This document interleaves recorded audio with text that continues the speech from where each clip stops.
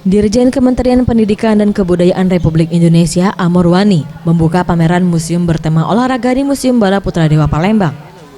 Pameran museum dengan tema olahraga dari masa ke masa ini sebagai penguat karakter bangsa yang bertujuan untuk mengedukasi masyarakat bahwa Indonesia punya sejarah panjang dalam bidang olahraga.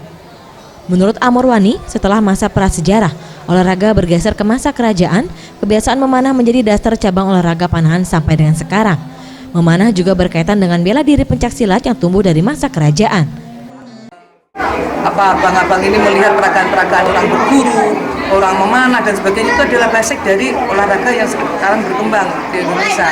Jadi itu akan menjadi olahraga lempar peluru, lempar lembing, memanah dan sebagainya. Seperti itu yang ingin kita sampaikan. Kebiasaan olahraga di Indonesia ternyata telah ada sejak zaman prasejarah yang ditandai dengan masa berburu dan kemudian menjadi beberapa cabang olahraga Asian Games.